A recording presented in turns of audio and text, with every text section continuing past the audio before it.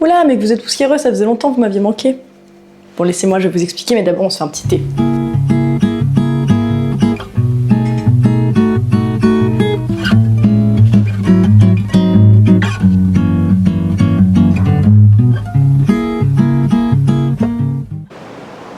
Bonjour à tous, bienvenue dans cette nouvelle vidéo, j'espère que vous allez bien, vous m'aviez manqué, ça fait un bail, mais j'ai une excellente excuse pour ça. Et si vous me suivez un peu et que vous avez vu mes dernières vidéos, notamment Je ne suis pas parfaite, que je vous conseille d'aller voir, vous savez que j'ai pas eu la meilleure des années cette année, car j'ai été en dépression. Voilà, fun. On ne va pas s'apitoyer sur son sort, cette vidéo n'est pas faite pour ça, mais le fait est que dans l'état mental dans lequel j'étais, c'était pas tout à fait évident pour moi d'imaginer des vidéos, de tourner, de filmer et de monter pendant plusieurs heures en voyant ma grosse tête en 4K sur un écran. Je pouvais pas, c'était compliqué pour moi, j'étais pas capable de faire ça à ce moment-là. Honnêtement, bon nombre de vidéos ont été tournées, bon nombre de vidéos ont été écrites et n'ont pas quitté ma carte SD parce que le montage, c'était... Outre le fait que je n'avais pas d'énergie mentale et juste d'énergie physique pour le faire, ça me prenait beaucoup trop de temps et j'étais trop fatiguée. Surtout, je trouvais pas forcément ça intéressante et ça se voyait que j'allais pas tellement bien. Donc, ça va mieux aujourd'hui, ce qui est cool, et je suis un peu là pour parler de ça parce que, petite parenthèse avant de commencer et de rentrer dans le vif du sujet, je voulais vous remercier pour l'accueil que vous avez fait à cette vidéo. Putain, j'ai l'impression d'être tellement famous en disant ça, mais je l'ai posté sur Insta, TikTok et YouTube et ça a vraiment très bien marché sur les 3 plateformes. J'ai reçu des centaines de messages et de commentaires de gens qui relataient à ce que je disais, qui m'envoyaient des messages de soutien, qui me racontaient leurs expériences et c'était super enrichissant. C'était très agréable de se sentir soutenu et de ne pas se sentir seul. C'était extrêmement agréable et extrêmement motivant. Parmi tous ces commentaires et parmi tous ces messages, il y a une catégorie bien précise qui m'a poussée à faire cette vidéo et c'est les gens qui me demandaient comment je m'en étais sortie et quels étaient mes petits tips. Dans cette vidéo, à un moment, je parle d'une liste de choses que je fais pour aller mieux et je donne 3 exemples, à savoir, je crois que c'est sortir, arrêter les réseaux sociaux et avoir un chat. Et suite à ça, j'ai reçu beaucoup de messages qui me demandaient quels étaient mes tips pour m'en sortir. Trigger warning, je ne suis pas psy, je suis simplement une étudiante qui struggle un peu avec la santé mentale de temps en temps. Je ne suis pas non plus complètement sortie de cet état moyen. C'est vraiment des hauts et des bas. Moi je dis des banalités, mais c'est des montagnes russes. Parfois ça va, parfois ça va pas. Mais du coup je voulais quand même répondre parce que je trouve qu'il y a des choses intéressantes que j'ai mis en place ces derniers temps pour essayer d'être le plus mieux possible. Je voulais pas non plus parler des grosses révolutions qu'on peut mettre en place pour aller mieux, à savoir aller chez la psy, confronter ses traumas, être médicamentée. Déjà parce que je suis pas la mieux placée pour parler de ça dans la mesure où je ne suis pas médicamentée et j'ai pas un suivi psy régulier depuis quelques mois. Et ensuite, parce que l'idée, c'était juste d'illustrer les choses qui m'ont fait me sentir bien dernièrement dans ma vie et qui m'ont donné la sensation que j'allais un petit peu mieux. C'est des choses ponctuelles qui me permettent d'aller mieux dans un moment où je ne vais pas bien. Je sais pas si vous avez capté. Je me suis bien évidemment munie de ma petite liste qui ne me quitte pas car on ne change pas une équipe qui gagne. Et la première étape dans ce long parcours a été de prendre soin de moi. Quand je dis prendre soin de moi, c'est vraiment une banalité que tout le monde vous dira, mais c'est tellement important, j'ai tellement sous-estimé ça. En fait, en arrivant chez mes parents au début de l'été, je me suis rendu compte que ça faisait 1 an que je me négligeais parce que je n'allais tout simplement pas bien. Donc mes cheveux étaient dans un état catastrophique, ma peau également, je ne faisais quasiment plus de sport et c'était pas que mental, c'était aussi physique. Et personnellement, je trouve que mon physique et mon mental sont extrêmement corrélés. Quand je me sens pas bien dans mon corps, je me sens pas bien dans ma tête et inversement. Et ça se voyait. Ça faisait aussi partie des raisons de pourquoi je filmais pas, parce qu'en plus de pas supporter ce que je disais, je supportais pas à quoi je ressemblais. Donc j'ai un petit peu fait une liste, évidemment, de choses qui me dérangeaient physiquement chez moi, de points que j'aimerais améliorer et j'ai juste travaillé dessus. Donc déjà j'ai repris le sport qui était un grand pas que je voulais faire cette année et que j'avais beaucoup de mal. Toute l'année j'ai réussi à maintenir le rythme d'aller 1 fois par semaine à la danse, mais sincèrement c'est pas tellement ça qui me permettait de me sentir bien dans mon corps, physiquement parlant. Donc j'ai repris avec quelqu'un qui m'a fait un programme, qui m'a motivée à y aller, qui s'y connaît et qui savait ce qu'il fallait que je fasse ou ne fasse pas. Donc ça, c'était super important pour moi.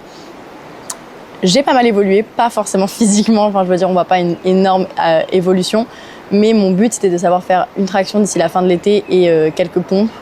J'ai pas encore la traction, mais ça avance. Watch me l'année prochaine, youtubeuse fitness. La deuxième chose qui me dérangeait, c'était mes cheveux qui sont bouclés, obviously, mais c'est l'entièreté de ma personnalité. J'ai tellement détesté mes cheveux en étant petite que ces dernières années, je les ai mis vraiment au centre de mes préoccupations. Sauf que là, je n'allais pas bien, donc je ne faisais pas attention, et donc ils étaient immondes. J'ai dépensé un SMIC à Aromazone. Aromazone, vous devriez me sponsoriser tellement j'ai fait l'entièreté de ma routine visage et cheveux là-bas. Avoir ma petite routine, matin et soir, de ce que je devais mettre sur mon visage, de ce que je devais mettre sur mes cheveux, et de voir une vraie amélioration pour la première fois de ma vie, avec des produits naturels. Clock it. Je me sens tellement mieux dans mon corps, tout simplement. Et quand je me sens mieux dans mon corps, je me sens mieux dans mon esprit. C'était un peu la base. Aussi, petit tips, parce que quand ça va pas, c'est hyper dur d'avoir une routine. Personnellement, cette année, quand j'étais en plein dedans, j'avais plus tellement d'hygiène. Enfin, j'avais la base et encore, mais mettre 45 produits sur mon visage, faire mes routines capillaires de 4 heures, c'était pas possible. Donc, petit tips, j'ai réduit l'entièreté de mes routines à 3 produits max. Sur mon visage, je mets vraiment 3 produits. Sur mes cheveux, je mets 3 produits. Et c'est tout. Et c'est l'essentiel. Ça me demande pas beaucoup de temps. Et je vois vraiment une amélioration. Less is more. Vraiment. Surtout dans un moment où t'as pas d'énergie. Vraiment, less is more à fond. Toujours un petit peu dans l'idée d'avoir une routine. Je sais que ça convient pas à tout le monde, mais je ne vous parle que de mon expérience. Personnellement, avoir une routine, ça me permet d'avoir quelque chose à look forward to pendant la journée. Si je sais que tous les soirs, faire un masque avec des bougies et prendre soin de moi et avoir 1 heure de lecture, je vais avoir hâte de faire ça le soir. Donc ça me permettait de tenir un peu la journée. Donc avoir des petites choses quotidiennes ou hebdomadaires, en fonction d'à quel point tu te treats, pour faire avancer la semaine. Personnellement, les routines qui m'ont beaucoup aidée, en l'occurrence cet été précisément, c'était d'avoir un travail. C'était pas un travail extrêmement fatigant, c'était pas un travail atroce et surtout j'avais des extrêmement bons collègues de travail qui étaient super, avec qui j'ai trop bien matché, avec qui on s'est beaucoup apporté. C'était des gens super intéressants et super drôles surtout. Donc tous les soirs, même si je faisais rien de ma journée parce qu'il fallait que je récupère de cette année, je savais qu'il fallait que je me lève pour aller faire mon service le soir et rentrer. Et en plus, ça me faisait gagner de l'argent. Donc ça fait vraiment un mix hyper chouette où ça me permettait de me sentir bien. Je savais que j'étais pas inutile et je savais que je voyais des gens cool. Voilà, petite routine tous les soirs. Tout au long de l'année, j'avais aussi des petites routines, mais c'était des trucs vraiment minimes. Je savais que tous les soirs, je regardais un épisode de ma série avec une tasse de thé et un carreau de chocolat noir. Ou 2 carreaux. En l'occurrence, cette année, j'ai regardé The Office et c'était une révélation. J'ai tellement aimé The Office. Mais voilà, genre avoir son petit comfort show et l'intégrer dans sa routine, c'est trop bien. Je parsemais ma semaine et mes journées de petites récompenses à moi-même qui étaient quotidiennes et donc qui me mettaient dans une routine où j'avais hâte d'arriver à ce moment-là. J'ai un peu brain mon cerveau, vous captez? Et franchement, ça a super bien fonctionné pour moi. Ensuite, c'est un truc un peu plus abstrait parce qu'il faut les contextes. Mais quelque chose qui m'a énormément aidée cette année, ça a été d'être entourée de personnes inspirantes et rencontrer de nouvelles personnes qui étaient inspirantes.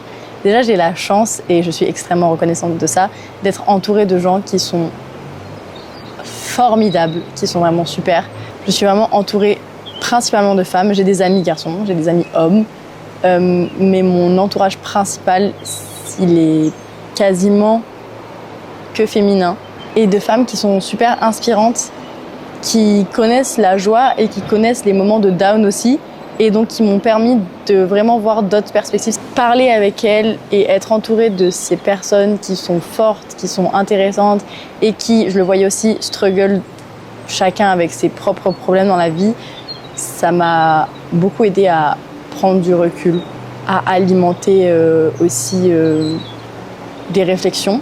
Débattre avec des amis intéressants, c'est toujours cool. Ça aussi me permettait de distraire vachement mon cerveau et de me concentrer sur des choses qui me paraissaient, 1, plus importantes et 2, plus intéressantes. Mais ça signifie avoir un entourage extraordinaire comme le mien. Et on n'a pas tous cette chance. La réalité, c'est que j'ai aussi rencontré beaucoup de nouvelles personnes cette année sans le faire exprès et sans particulièrement vouloir chercher de la sociabilité parce que ça parle d'elle-même. Mais par exemple, très récemment, j'ai fait l'anniversaire d'une de mes besties que vous avez vu dans le premier épisode du podcast avec un invité, Luna. On a fait son anniversaire et on était 8 filles qui ne se connaissaient pas à la plage. Alors effectivement, on avait un dénominateur commun, à savoir Luna, qui est quelqu'un d'extraordinaire et qui est super. Donc évidemment que toutes ses copines allaient être super. Mais on vient toutes d'horizons très différents, on ne fait pas les mêmes études, on n'est pas les mêmes personnes et pourtant on avait toutes beaucoup de points communs, notamment quelques personnes avec qui je me suis très bien entendue. Je pense à Juliette, que je call out là sur la place publique alors qu'on s'est parlé 5 heures. Mais allez vous abonner à son Insta. Elle fait du tricot et du crochet et c'est sublime ce qu'elle fait. C'est vraiment magnifique. Je suis en train de penser à lui demander de me faire un haut parce que c'était vraiment trop beau. Bref, parenthèse fermée. Avec cette Juliette, on a beaucoup parlé. On est un peu des personnes très différentes et pourtant on a les mêmes valeurs et on a un peu le même physique. On a un peu...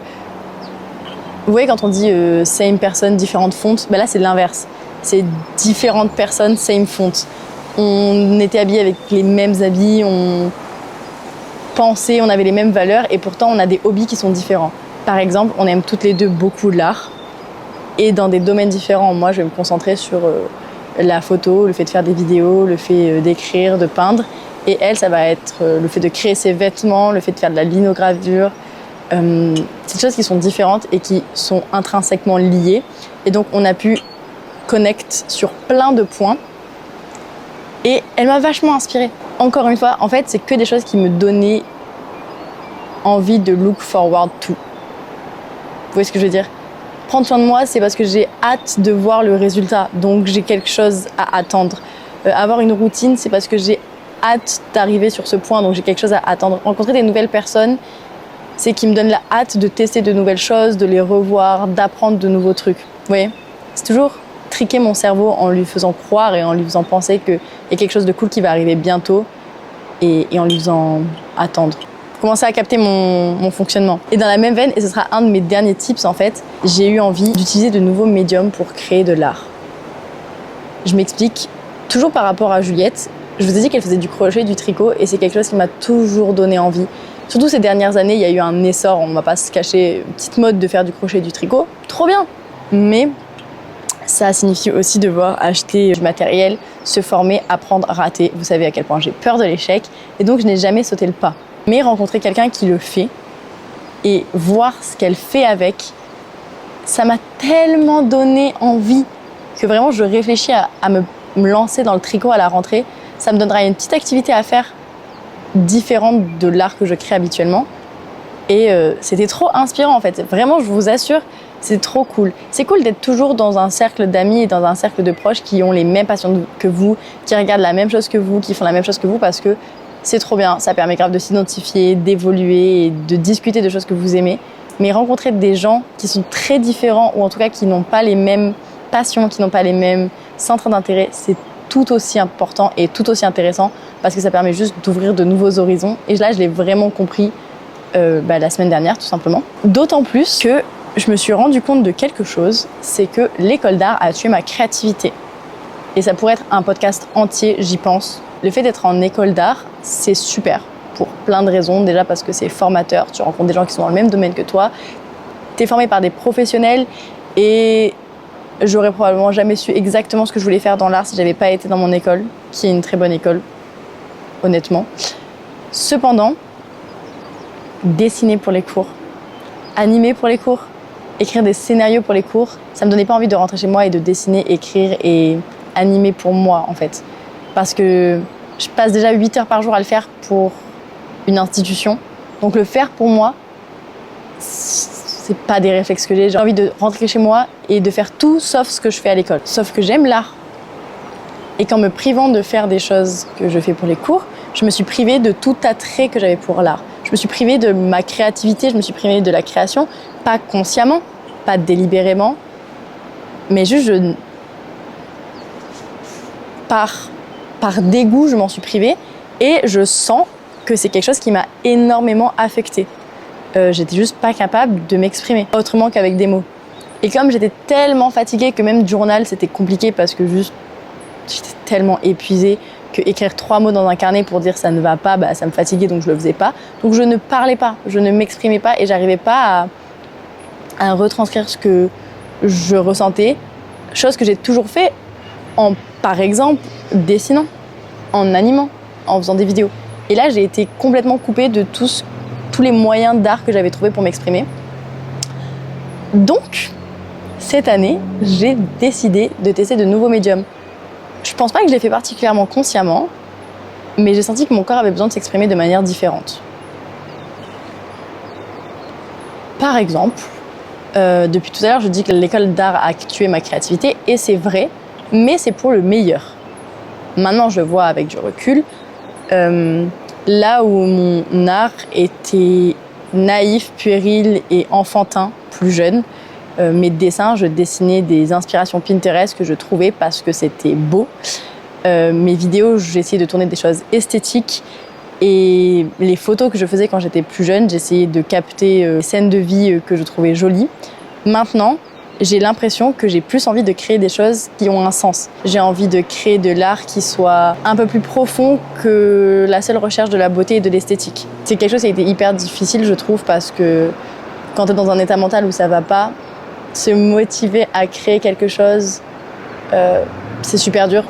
De fait, j'ai juste testé tellement de nouvelles choses et j'ai eu envie de tester, même si j'ai pas tout testé, parce que, je répète, mais le tricot, j'y suis pas encore.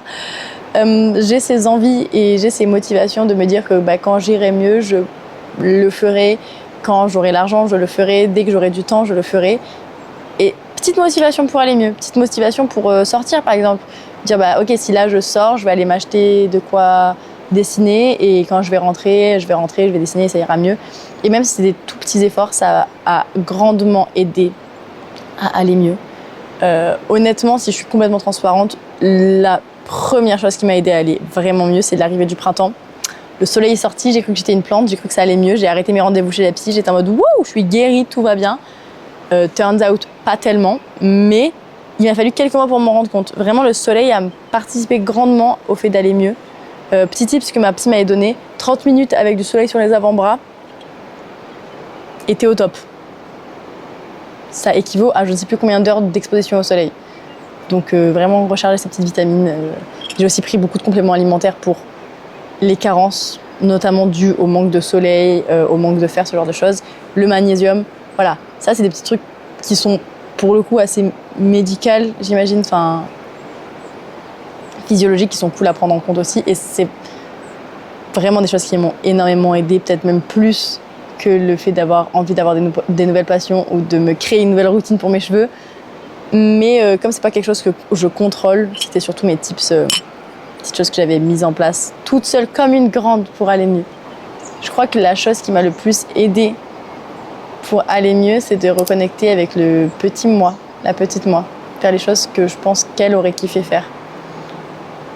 Et c'est hyper réconfortant en fait. J'avais l'impression de faire un gros câlin à la petite moi qui avait 7 ans. Donc j'espère que cette vidéo aura répondu à vos petites questions. J'espère que cette vidéo vous aura plu. J'espère que vous avez passé un bon moment. Et prenez bien soin de vous. J'ai un peu l'impression d'être la meuf de la météo qui dit prenez bien soin de vous. Mais c'est vrai, c'est important. C'est pas parce qu'on est jeune qu'on n'a pas le droit de ressentir des émotions négatives.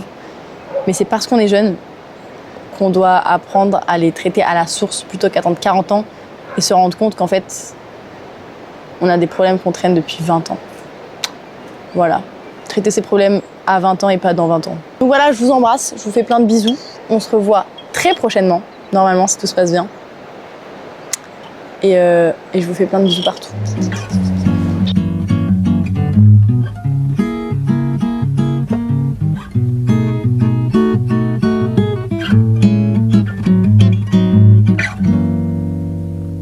Eu pensei em tanta coisa